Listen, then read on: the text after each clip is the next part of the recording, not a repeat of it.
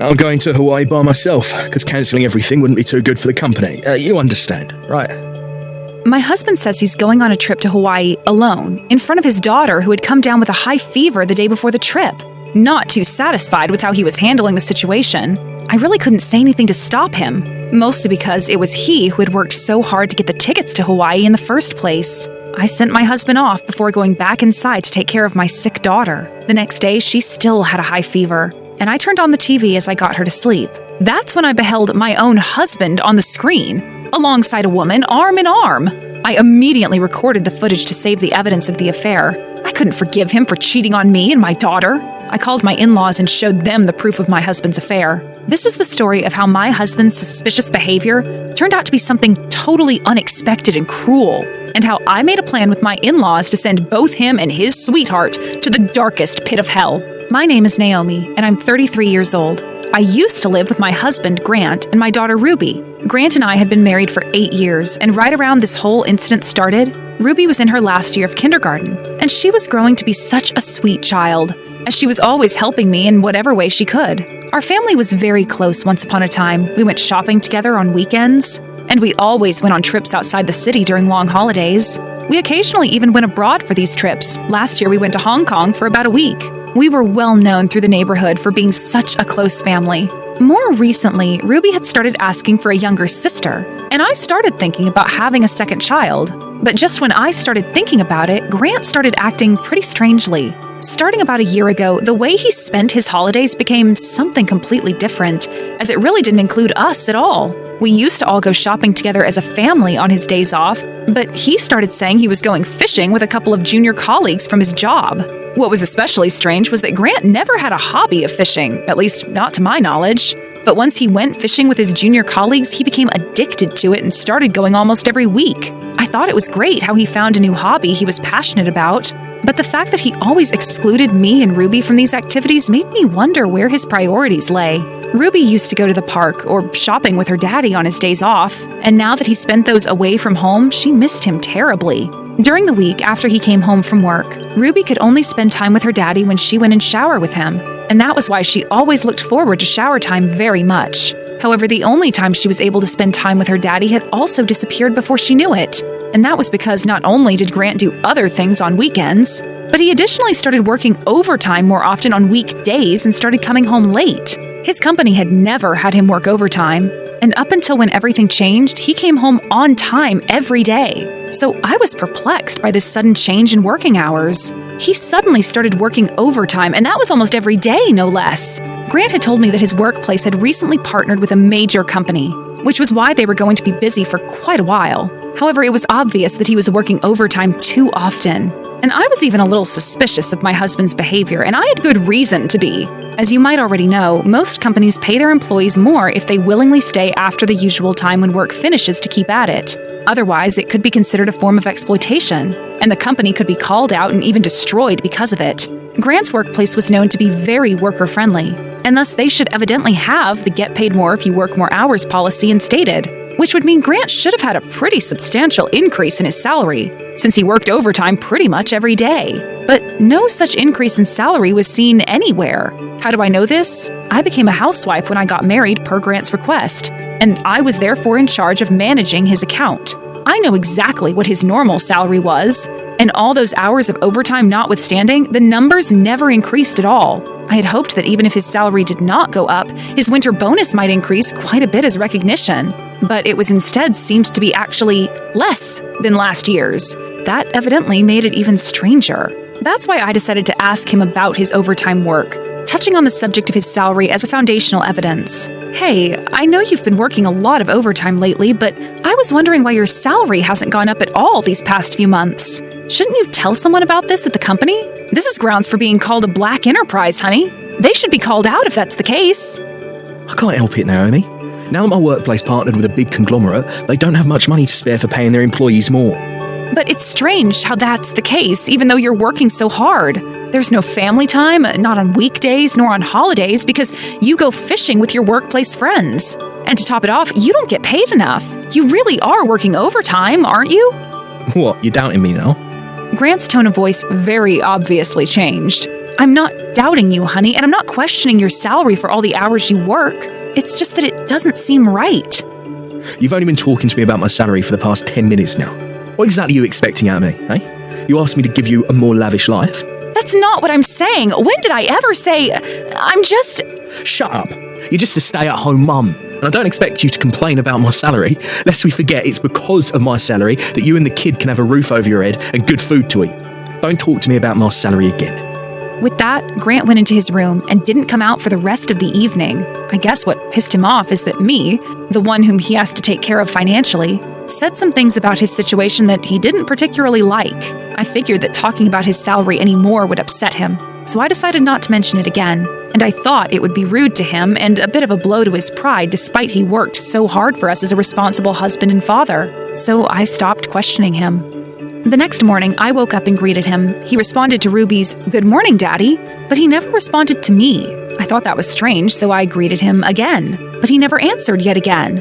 After that, Grant and I stopped talking to each other. He would talk to me when Ruby was around, but when we were alone, he would not engage in any conversation at all. Even my daughter would ask me, "Did you and Daddy have a fight?" I was determined I would pull him aside one day soon, after he got home from work, and we would talk about it because I knew her parents never talking to each other wasn't a good thing to behold for Ruby, and there was no way she could ever have the sister she wanted with this situation. He came home on time one evening and was in a very good mood. He greeted me with an "I'm home" and a little peck on the cheek, and our family conversation returned to the way it used to be. Ruby was happy to hear that her daddy and I had patched things up, or so it seemed. Truth be told, I felt a little skeptical about him suddenly being in a better mood. But there's nothing better than a family that gets along well. With this in mind, I was cleaning up Grant's belongings while he was taking a bath with Ruby, and then I found a travel ticket to Hawaii in his bag. As I looked at it curiously, he came out of the bath and hurriedly snatched it away from my grasp. Hawaii travel vouchers for my workplace's best employees. I got it because I worked overtime a bunch this year. I see. That's great, honey. I was convinced the reason Grant was in such a good mood was because the company recognized his hard work. And was that the reason, or was it because I was going to Hawaii for the first time in my life that I was so happy? I'm looking forward to the trip. We're going to Hawaii. Yeah. Okay, where does Grant's strangeness draw the line? It was one thing after another at this point. I thought this particular response was a little strange, but in the moment, I was far more excited about the trip to Hawaii, so I ran to find Ruby and told her, "Daddy got a travel ticket to Hawaii, sweetheart. We're going on a very fun trip." "We can go to Hawaii? Really? Wow! Thank you, Daddy!" Ruby was so happy that she ran up to her daddy, hugged his legs, kissed his hand, and squealed her thanks. And if Grant wasn't strange enough already with his responses to me, he merely answered, Yeah. to her exclamations. I wondered why he was acting like that, but like I said, I was so looking forward to my first trip to Hawaii. After that, I tried to plan the trip with Grant because there were a few things I wanted to try while we were there, but to be frank, he didn't seem too keen on helping me out. Ruby and I were very much looking forward to it, so we kept at making the preparations. Then, the day before the trip, to our great dismay, Ruby came down with a high fever. We rushed to the hospital to have her checked out, but she was not seriously ill. She merely had an overreaction to a mild cold. The problem was there was no way I would take my daughter with a high fever on an overseas trip. When Grant came home from work that evening, I told him that Ruby had a high fever, and this was his response. Well, that's too bad. He honestly sounded a little happy to hear that his own daughter was unable to go on the trip. I was expecting him to be at least a little disappointed because the entire thing was canceled. But then he went on to say something that made my jaw drop to the floor. I'm going to Hawaii by myself because cancelling everything wouldn't be too good for the company. You understand, right? He then proceeded to take a bath in a good mood and went to bed right after because he said he had to get up and make the plane early the next morning. I thought it was some kind of joke at first, but the next day he was ready to leave for Hawaii with a big suitcase. I told him to wait a minute, and as I was about to protest, he said to me, I'll be back before New Year's, hon. And don't worry, Ruby. I'll make sure to get you a whole bunch of souvenirs, okay? Maybe we can go next year again, after you be more careful with your health, huh? I was so shocked that I couldn't process his words, let alone speak a response. His own daughter was sick in bed with a high fever, and he was going on an insanely exciting trip without her or his wife. I was genuinely surprised rather than angry that he would go on a trip alone when we had originally planned to go as a family. But once he said everything he had to say, I really couldn't say anything to stop him, mostly because it was him who had worked so hard to get the tickets to Hawaii in the first place. As the hours passed, Ruby kept on mumbling the word daddy as she lay asleep, combating her high fever. And every time she woke up, she asked after the whereabouts of her daddy in a daze. Daddy's not here. I want to see him, Mommy. These words were heart-wrenching to hear, and telling her, I'm sorry, sweetheart, Daddy won't be home for a while. And watching her sadly fall asleep again were amongst the most difficult things I've ever had to do. I felt so sorry for her.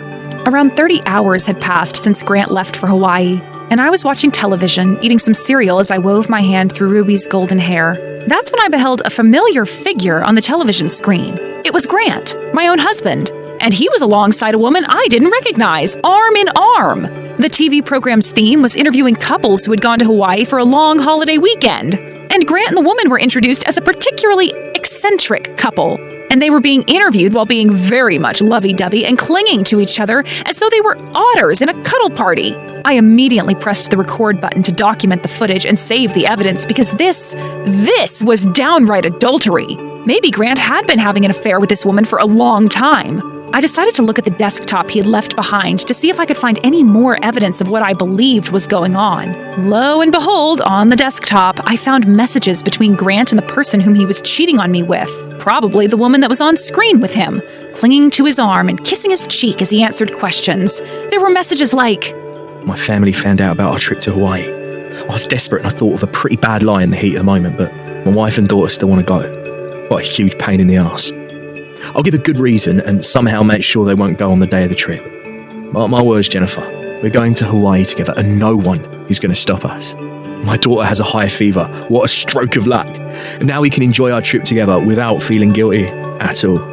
There were countless messages with the same ambience as these, and they stopped yesterday evening. I was trembling with rage at this point. I'd known for a while that Grant was acting very suspiciously, but I still wanted to trust him for the sake of Ruby, and he'd betrayed her. I looked at the chat history for perhaps 15 minutes and saw that the affair started about a year ago, right when Grant stopped coming home at his usual time, and right when the family weekends we used to have together became a thing of the past. I printed out the messages between him and his sweetheart, then I called my in-laws, the Belmondos, and asked them to come over to my house.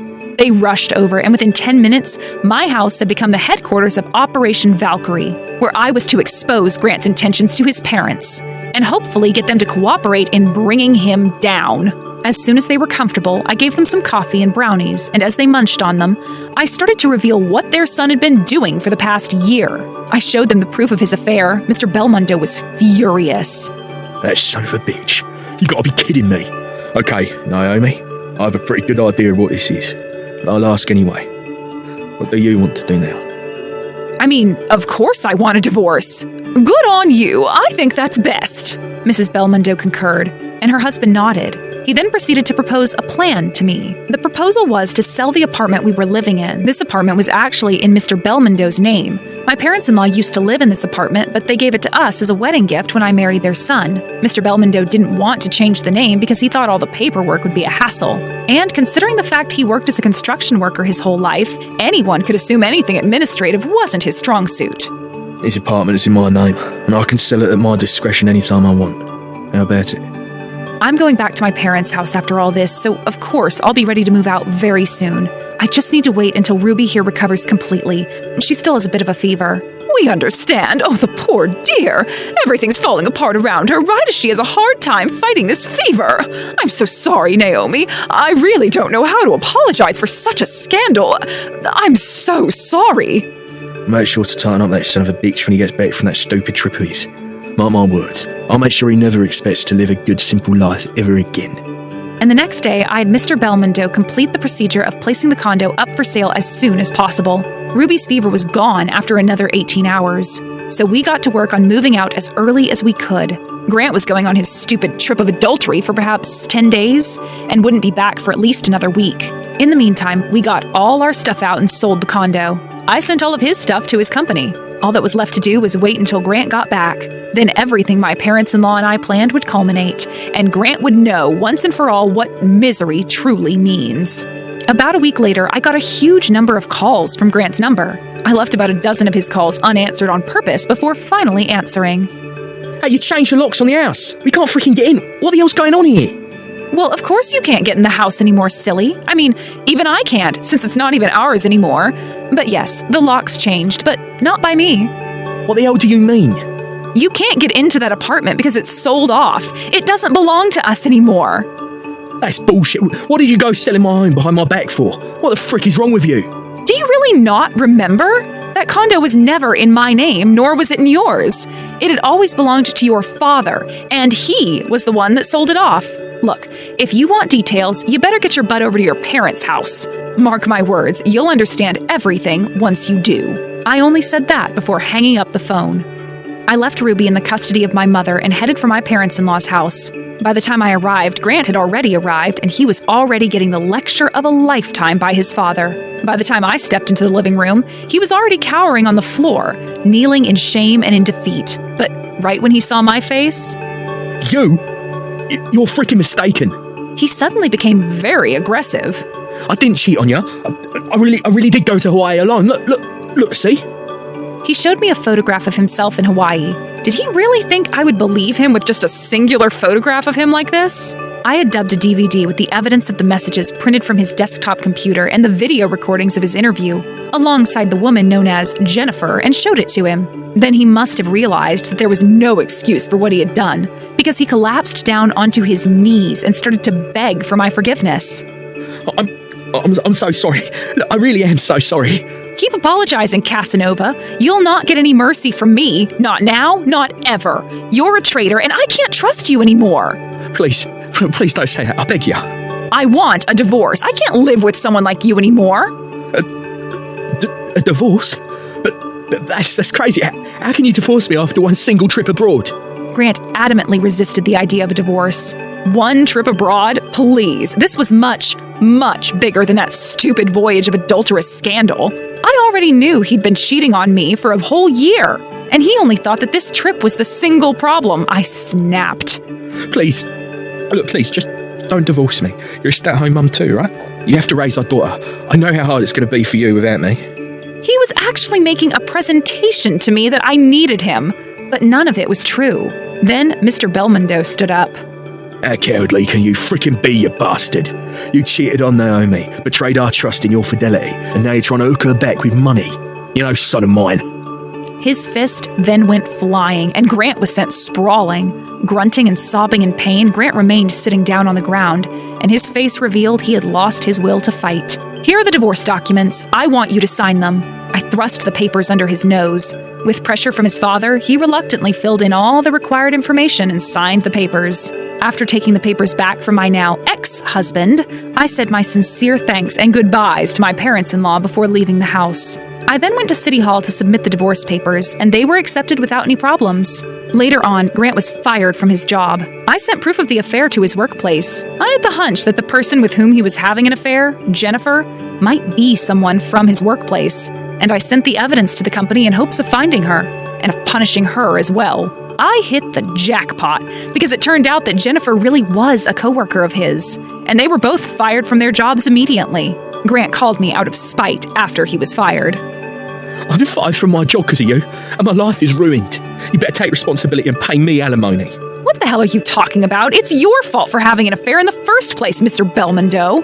It's called getting what you deserve, if you know what I mean. I'm actually not too sure you do know. Repeat after me. Getting what you deserve. Reserve all the excuses for someone who frickin' cares. Damn it. So I might have been able to do something myself if all you said was the proof of the affair. But you went and sent all of my stuff to my workplace. And they frickin' got rid of it all. What are you going to do about it? Did you hear what I said? Reserve all the excuses for someone who frickin' cares. I don't give a shit what happens to you, as long as you pay me the alimony and child support for my daughter. If you don't pay, I'll hire a lawyer to find you and collect it all.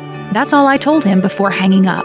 Grant and Jennifer then went on desperately looking for work because they were going to run out of money after they paid me the alimony they owed me. but they haven't been able to find any good new jobs. So they've been living on the edge.